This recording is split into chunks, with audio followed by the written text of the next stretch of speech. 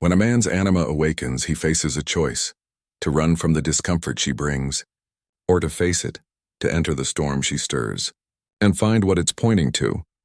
Because the anima doesn't appear to flatter his ego, she appears to break it, to dismantle the armor that's kept his soul asleep. Her presence is not meant to make him comfortable, but conscious. This is why relationships become so volatile, so magnetic and terrifying at the same time. The man senses both creation and destruction in her. She threatens his control, but she also promises meaning, and deep down, he knows if he surrenders to what she awakens, he will never be the same. Jung's insight was that a man cannot truly love a woman until he has made peace with the feminine inside him. Otherwise, he doesn't love her. He loves his reflection in her, and that kind of love always fades, because it was never about her. It was about the parts of him still waiting to be seen. When the anima awakens, the man begins a sacred descent. He starts questioning his strength, his ambition, his purpose. He feels lost, but that confusion is the beginning of wisdom. For the first time, he starts to feel not just desire but empathy, imagination, emotion, the soul's language he once dismissed as weakness. And this is where Jung's message becomes tender and terrifying, because the woman he loves may never understand that her role was not to complete him but to awaken him. Her presence was the mirror through which his soul finally began to speak. Desire brought them together, but consciousness decides what comes next. If he remains blind, he'll repeat the same story, chasing one reflection after another. But if he listens, if he truly listens, he'll realize the real union he's been searching for is not with her body, but with his own soul.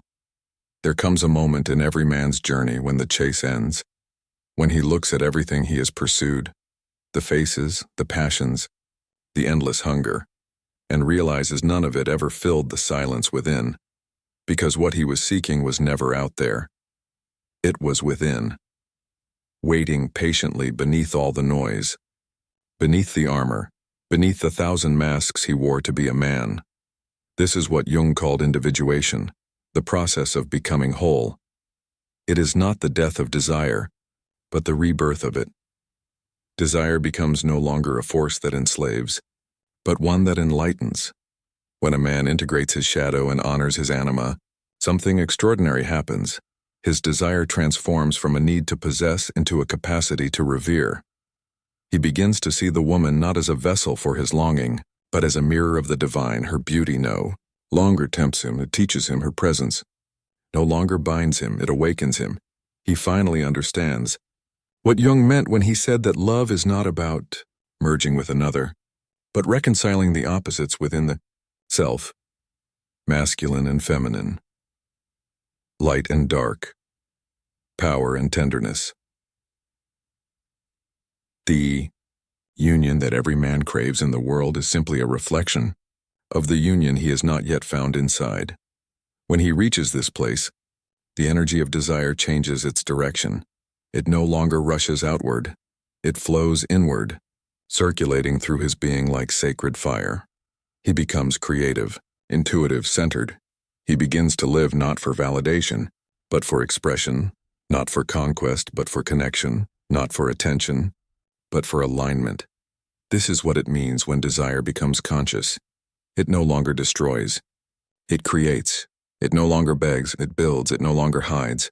It heals. A conscious man does not fear his desire anymore, because he knows where it leads. He knows that every longing is a lesson, every attraction a message, every heartbreak a mirror. He learns that the woman who awakened him was never meant to stay. She was meant to show him what he is capable of feeling. Jung once wrote, "The meeting of two personalities is like the contact of two chemical substances. If there is any reaction, both are transformed. But transformation demands truth, and truth demands loss. The loss of illusions, of false strength, of the stories you told yourself about love, power, and control. So when desire becomes conscious, a man finally learns to love without clinging, to admire without consuming, to see beauty without turning it into need. Because now, he no longer looks for completion, He carries it within him, and this is the message. Jung left for men, the one too painful for most to hear. That your desire is not your enemy. It is your teacher. It is the ancient voice of your soul, calling you back to wholeness. But to listen is to risk everything you thought you were, because once you truly hear it, you can never go back to being half alive again. Have you ever wondered why desire feels like both a blessing and a curse? Why the very force that gives a man life also leaves him restless, haunted, and often ashamed? Carl Jung once said that what we repress in the light returns to us in the dark, and nowhere is that more true than in a man's desire. Desire is not evil. It is energy, raw, divine, and ancient. But when a man loses the language to express it, when he hides it behind guilt, fear, or social masks, it mutates. It becomes distorted, hungry for validation instead of connection, conquest instead of communion. Every man is born with a fire, a longing not just for touch, but for recognition. He doesn't merely want a woman. He wants to feel alive again through her presence and to be seen, admired, understood, even for a brief moment. But Jung warned, when a man confuses the outer woman for his inner longing, he becomes a prisoner of projection. He starts to chase symbols instead of souls. He thinks he's chasing her, but he's really chasing the missing parts of himself. Her beauty awakens something ancient, the forgotten feminine within him, but he doesn't recognize it.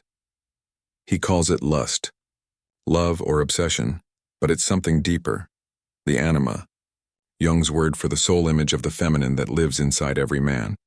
And when that inner image is neglected, she begins to speak in dreams. She whispers through desire, through fantasies, through the ache of loneliness. Yet most men do not listen.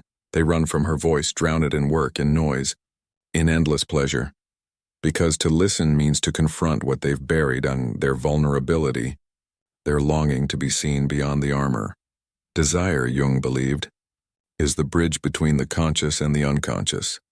It's not just sexual energy, it's psychic energy, a call toward wholeness. When a man meets a woman who stirs his soul, it's not an accident, it's a message, a reminder of what he has lost in himself. But instead of receiving the message, he tries to possess the messenger. He turns the sacred into the superficial. And then he wonders why love fades, why passion dies, why emptiness grows. The truth is, no woman can complete what a man refuses to confront.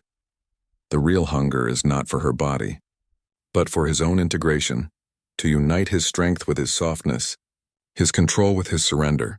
Until that happens, he will keep chasing ghosts of what he cannot name.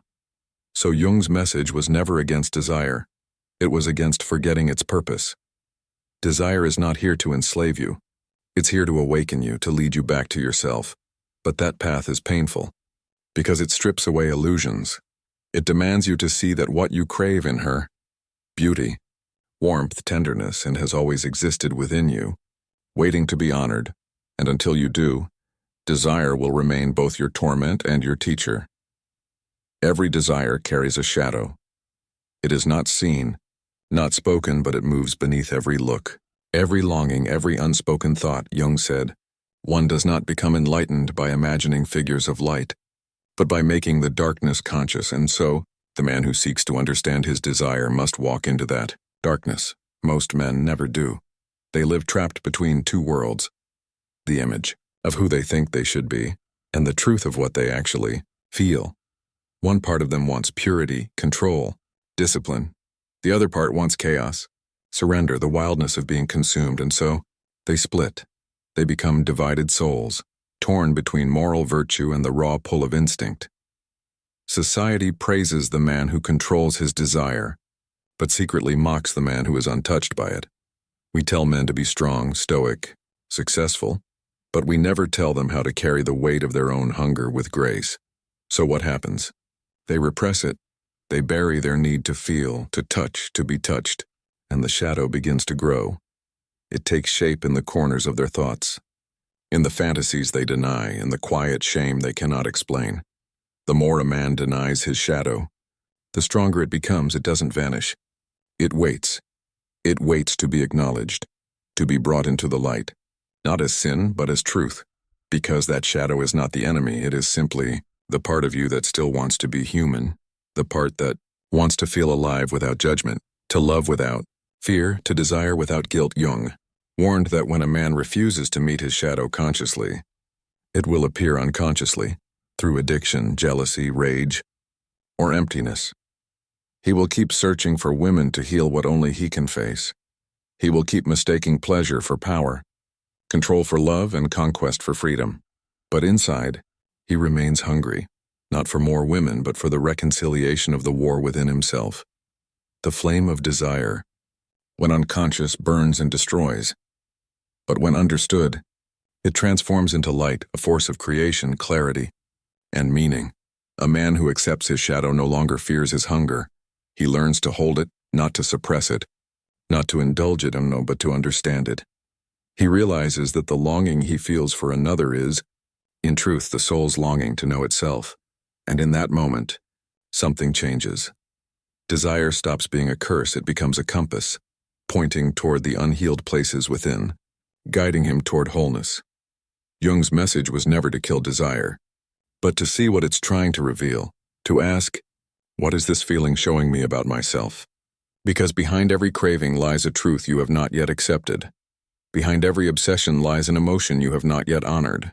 Behind every shadow, a light that still belongs to you, and that's why his message was too painful for most men to hear, because to listen means to die to the false image of yourself, to shed the armor that once kept you safe, to admit that the one thing you fear the most, your own desire, is also the key to your freedom. Somewhere, in every man's story, she appears not by chance, not by coincidence, but as a mirror, a messenger sent by something beyond logic. She may walk into his life with a glance, a word, a silence, and suddenly, everything he thought he had mastered begins to tremble. She is not just a woman, she is an encounter with the unconscious, the living embodiment of his anima, the inner feminine that Jung said guides a man toward his soul. And that is why she feels so powerful. It's not because of her beauty, but because she awakens the forgotten within him, the softness he buried, the vulnerability he feared, the longing he tried to silence. When she looks at him, he doesn't just feel attraction, he feels recognition, as if some ancient part of him whispers, "I've met you before." And in truth he has, not in her body, but in his own dreams. Jung wrote that the anima appears first as desire, a projection onto the outer woman of what the man cannot yet accept inside himself. He sees her as mystery, temptation, salvation, chaos. He wants her, but he doesn't realize what he truly wants is the feeling she stirs within him, the feeling of being whole. And this is where most men fall. Instead of listening to what she represents, they try to own her. Instead of integrating the inner feminine, they chase it outside themselves. They confuse awakening for possession, and the sacred becomes obsession. The woman becomes an object of longing, but she was meant to be a symbol, a reflection of the parts he lost while becoming a man. His intuition, empathy, creativity, tenderness, playfulness, emotion,